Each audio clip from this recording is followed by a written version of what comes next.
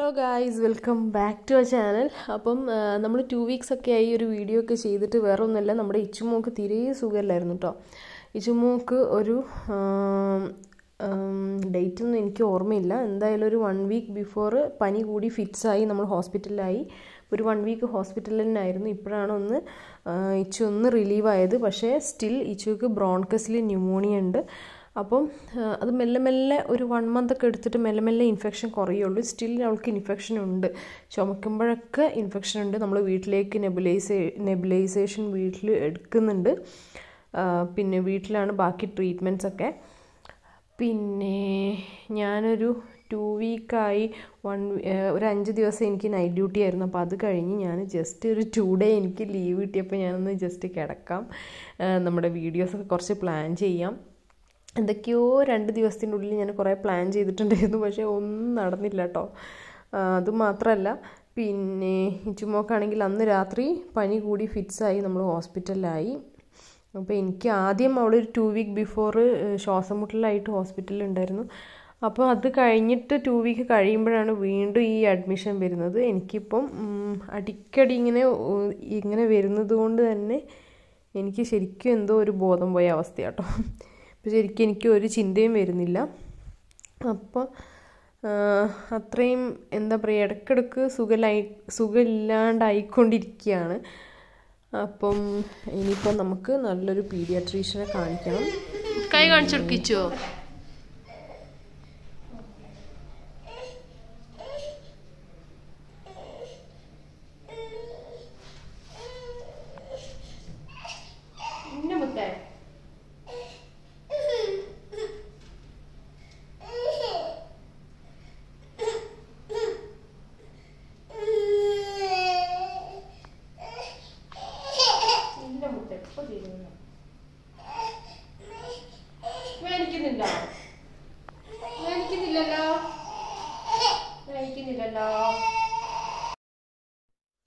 പിന്നെ നമ്മൾ ഇച്ചുക്ക് വേണ്ടിയിട്ട് നെബുലൈസർ വാങ്ങാൻ പോയിട്ടുണ്ടായിരുന്നു. അപ്പം മെയിൻലി ഞാൻ ഈ വീഡിയോയിൽ നിങ്ങളെ കാണിക്കാൻ ഉദ്ദേശിക്കുന്നത് അതാണ്.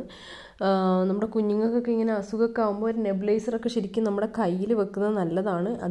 അതിൽ നമ്മൾ യൂസ് ചെയ്യുന്ന മെഡിസിൻ ഡോക്ടറോട് ചോദിച്ചിട്ട് അണ്ടർ ഡോക്ടർ കൺസൾട്ടേഷൻ ചെയ്യുക. ഇച്ചുമോക്ക് അസ്താലിൻ ചെയ്യാൻ പറഞ്ഞിട്ടുണ്ടായിരുന്നു ഡോക്ടർ. അപ്പോൾ നമ്മൾ നല്ലൊരു നെബുലൈസർ കിട്ടാൻ വേണ്ടിയിട്ട് നമ്മൾ പല ഷോപ്പിലും അന്വേഷിച്ചപ്പോൾ നല്ല റേറ്റാണ് പറഞ്ഞിട്ടുണ്ടായിരുന്നത്.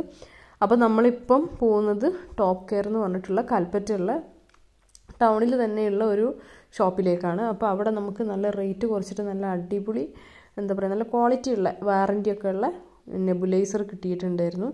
അപ്പോൾ നമ്മളത് ഒരെണ്ണം മേടിച്ചു. ഇച്ചു മിന്നും കൂടെ ഉള്ളതുകൊണ്ട് അതെപ്പോഴും നമ്മുടെ വീട്ടിലുണ്ടാവുന്നത് എന്തുകൊണ്ടും നല്ലതാണെന്ന് തോന്നി. ഇച്ചുക്ക് ഇപ്പോൾ പോയിക്കൊണ്ടിരിക്കുന്നത് 2 തരത്തിലുള്ള നെബുലൈസേഷനാണ്. ഒന്ന് 6 മണിക്കൂർ കൂടുമ്പോഴും ഒന്ന് 8 മണിക്കൂർ കൂടുമ്പോഴും നമ്മൾ നെബുലൈസ് ചെയ്യണം. അപ്പം നമ്മൾ വാങ്ങിയിട്ടുള്ള പിന്നെ നെബുലൈസർ ഇതാണ്. ഇതിലെന്ന് വെച്ച് കഴിഞ്ഞാൽ പീഡിയാട്രിക്കിനുള്ള മാസ്കും ഉണ്ടാവും, അതുപോലെ തന്നെ അഡൽറ്റിനുള്ള മാസ്കും ഉണ്ടാവും കേട്ടോ. സംഭവം ഞാനിപ്പോൾ 2-3 ദിവസമായി യൂസ് ചെയ്യുന്നു. നല്ല ഹെൽപ്ഫുള്ളാണ്. പിന്നെ കണ്ടമാനം റേറ്റ് ഒന്നുമില്ല കേട്ടോ. നമ്മൾ ബാക്കിയുള്ള മെഡിക്കൽ ഷോപ്പുകളിലൊക്കെ ചോദിച്ചപ്പം ഭയങ്കര റേറ്റാണ് പറഞ്ഞിട്ടുണ്ടായിരുന്നത്. പക്ഷെ അത്ര റേറ്റ് ഒന്നുമില്ല. ഇതിൻ്റെ കൂടെ തന്നെ ഇതിൽ തന്നെ നമുക്ക് മരുന്ന് ഒഴിക്കാനുള്ള ഒരു ഹോളും ഉണ്ട്. പിന്നെ അതുപോലെ തന്നെ മാസ്കുകൾ 2 തരത്തിലും അവൈലബിൾ ആണ്. പിന്നെ ഇതാണിപ്പോൾ നമ്മൾ മരുന്ന് ഇടുന്ന ആ കാനുല. മരുന്ന് നമ്മൾ അതിലേക്ക് ഒഴിച്ചിട്ട് നമ്മൾ ആവി പിടിക്കുകയാണ് ചെയ്യുക. ഇത് നമ്മൾ അതിനോട് ഫിറ്റ് ചെയ്ത് കൊടുക്കും കേട്ടോ. അപ്പോൾ ഇതാണ് 2 തരത്തിലുള്ള മാസ്കുകൾ. പിന്നെ ഇതാണ് മെയിൻ മെഷീന്. ഇത് പ്രവർത്തിപ്പിക്കാൻ പ്രത്യേകിച്ച് ഒന്നും അറിയേണ്ട ആവശ്യമില്ല. നമ്മൾ ആ ഒരു ട്യൂബ് ജസ്റ്റ് അതിൻ്റെ സൈഡിലേക്ക് വെച്ച് കൊടുക്കുക, എന്നിട്ട് ഫിറ്റ് ചെയ്യുക. ഇതെന്ന് പറഞ്ഞു കഴിഞ്ഞാൽ നമ്മൾ വായിലേക്കാണ് പിടിക്കുന്നതെങ്കിൽ അതിന് വേണ്ടിയിട്ടുള്ളതാണ്. മെയിൻലി നമ്മൾ മാസ്കായിട്ട് യൂസ് ചെയ്യുമ്പോഴാണ് നല്ല എഫക്റ്റീവായിട്ടുണ്ടാവുക.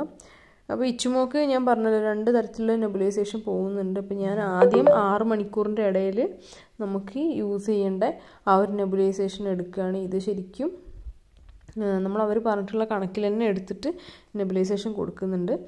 അപ്പോൾ ഇച്ചുമോക്ക് എന്തായാലും ഒരു 3-4 ദിവസം കഴിഞ്ഞ് ഒന്ന് സ്റ്റേബിളായിട്ട് ഇച്ചുമോളെ നല്ലൊരു ഡോക്ടറെ കാണിക്കണം എന്ന് വിചാരിക്കുന്നുണ്ട്. ഇച്ചുമോളെ കാണിക്കാൻ പറ്റിയിട്ടുള്ള നല്ല പീഡിയാട്രീഷ്യനൊക്കെ അറിയുന്നുണ്ടെങ്കിൽ നിങ്ങൾ മെൻഷൻ ചെയ്യുക കേട്ടോ.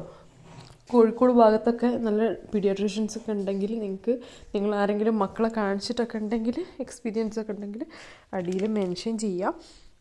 പിന്നെ അതുപോലെ തന്നെ നമ്മുടെ ഇച്ചുവിൻ്റെ ഇപ്പോൾ നമുക്ക് ഫിറ്റ്സിനെ കുറിച്ചിട്ടല്ല, മെയിൻലി നമുക്ക് ഈ ന്യൂമോണിയ ഒന്ന് മാറി കിട്ടാൻ വേണ്ടിയിട്ടാണ് നമ്മൾ ട്രൈ ചെയ്യുന്നത്. ഇച്ചുമോൾക്ക് ഇനിയിപ്പോൾ ഒരു 1 മന്തോളം ഇച്ചുമോളെ നല്ലോണം കെയർ ചെയ്യേണ്ടി വരും. അപ്പം അങ്ങനെയുള്ള ഓരോ ടെൻഷനുകളാണ് ഇപ്പം എനിക്കുള്ളത്. ഇനി നമ്മളെന്തായാലും ഇച്ചുക്ക് വന്നിട്ടുള്ള ഫെബ്രുവരിയിൽ സീഷറിനെ കുറിച്ചിട്ടൊക്കെ സെപ്പറേറ്റ് ആയിട്ടൊരു വീഡിയോ തന്നെ ചെയ്യുന്നുണ്ട്.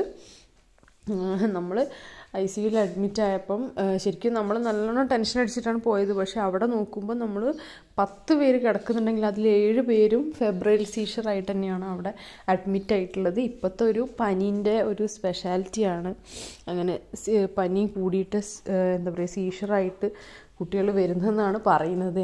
എന്തായാലും ഈ ഒരു നെബുലൈസർ എനിക്ക് നല്ല യൂസ്ഫുൾ ആയിട്ടുണ്ട് കേട്ടോ. ഇപ്പോൾ ഒരു 3 ദിവസമായിട്ട് ഞാൻ ഇച്ചുക്ക് നല്ലോണം നെബുലൈസേഷനൊക്കെ കൊടുക്കുന്നുണ്ട്. പിന്നെ കുട്ടികൾക്ക് മെയിൻലി ഇച്ചുമോൾക്കൊക്കെ ആണെങ്കിൽ ബ്ലഡ് ഭയങ്കര കുറവാണ്, തിന്നലും ഭയങ്കര കുറവാണ്. അവർ ഭക്ഷണം കഴിച്ചാലല്ലേ നമുക്ക് കൊടുക്കാൻ പറ്റുള്ളൂ. എത്രയാണെങ്കിലും കുത്തി തീറ്റിപ്പിക്കുകയാണെങ്കിൽ തുപ്പിക്കഴിഞ്ഞ് കഴിഞ്ഞാൽ നമുക്കൊന്നും ചെയ്യാൻ പറ്റുന്നില്ല. അപ്പോൾ പിന്നെ ഞാനിപ്പോൾ ഇച്ചുവിൻ്റെ ഫുഡ് റൂട്ടീനൊക്കെ മാറ്റിയിട്ടുണ്ട്. അപ്പോൾ അതിനെക്കുറിച്ചിട്ടൊരു സ്പെഷ്യലായിട്ടുള്ള നമ്മളൊരു സെപ്പറേറ്റ് വീഡിയോ ചെയ്യുന്നുണ്ട്. എന്തൊക്കെയാണ് ഇപ്പോൾ ഇച്ചുക്ക് നമ്മൾ ഡയറ്റിൽ ഇൻക്ലൂഡ് ചെയ്തിട്ടുള്ളത്, പിന്നെ മോർണിംഗ് ഞാൻ പോകുന്നതിന് മുന്നേ ഞാൻ എന്തൊക്കെ കൊടുക്കും അങ്ങനെയുള്ള കാര്യങ്ങളൊക്കെ ഞാൻ വീഡിയോ ആയിട്ട് സെപ്പറേറ്റ് ആയിട്ട് തന്നെ ചെയ്യുന്നുണ്ട്. പിന്നെ ഇച്ചുക്ക് ഇപ്പോൾ മെഡിക്കേഷൻസ് ഒക്കെ കൊടുക്കുന്നുണ്ട്, ബെറ്റർ ആവുമെന്നാണ് തോന്നുന്നത്. പിന്നെ മെയിൻലി എനിക്ക് ഈ ഒരു സമയത്ത് പറയാനുള്ളതെന്ന് വെച്ച് കഴിഞ്ഞാൽ എനിക്ക് വേണ്ടിയിട്ട് എന്നെ സപ്പോർട്ട് ചെയ്ത് എനിക്ക് വേണ്ടിയിട്ട് എന്താ പറയുക എൻ്റെ കൂടെ വർക്ക് ചെയ്യുന്ന ആൾക്കാരായിക്കോട്ടെ ആരാണെങ്കിലും എനിക്ക് വേണ്ടിയിട്ട് സൗകര്യം ചെയ്തു തന്ന് പിന്നെ മോൾക്ക് സുഖമില്ലയെന്ന് പറഞ്ഞപ്പം വിളിച്ച് ചോദിച്ചു. പിന്നെ എന്താ പറയുക ഞാൻ വർക്ക് ചെയ്യുന്ന സ്ഥലത്താണെങ്കിലും എനിക്ക് വേണ്ടിയിട്ട് അഡ്ജസ്റ്റ് ചെയ്ത് എല്ലാവർക്കും ഒരുപാട് താങ്ക്സ് ഉണ്ട് കേട്ടോ. കാരണം നമ്മൾ സന്തോഷമായിട്ടിരിക്കുമ്പോൾ നമ്മുടെ കൂടെ ഉണ്ടാവുക എന്നുള്ളതിലുപരി നമ്മൾ ഏറ്റവും കൂടുതൽ എക്സ്പെക്റ്റ് ചെയ്യുന്നത് നമ്മളെന്തെങ്കിലും സങ്കടമായിട്ടിരിക്കുമ്പോൾ നമ്മളോടത് പോട്ടെ, അത് സാരമില്ല, അല്ലെങ്കിൽ എന്താ പറയുക നമുക്ക് വേണ്ടിയിട്ട്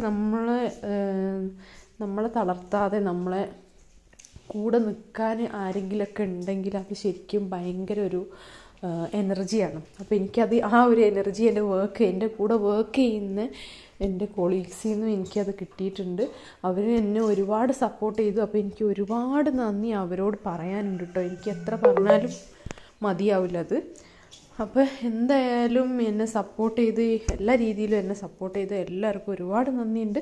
അപ്പോൾ നെക്സ്റ്റ് നമ്മൾ ഇച്ചുക്ക് വന്നിട്ടുള്ള ഫെബ്രുവരി സീഷറിനെ കുറിച്ചിട്ടും ഉള്ള കാര്യങ്ങളൊക്കെ നമ്മൾ സെപ്പറേറ്റ് ആയിട്ടൊരു വീഡിയോ ആയിട്ട് ചെയ്യുന്നതായിരിക്കും. അപ്പോൾ എന്തായാലും എല്ലാവർക്കും നന്ദിയുണ്ട്, എന്നെ സപ്പോർട്ട് ചെയ്ത എല്ലാവർക്കും ഒരുപാട് നന്ദി. നെക്സ്റ്റ് നമ്മൾ നല്ലൊരു വീഡിയോ ആയിട്ട് വരാം. Okay, thank you, take care, by.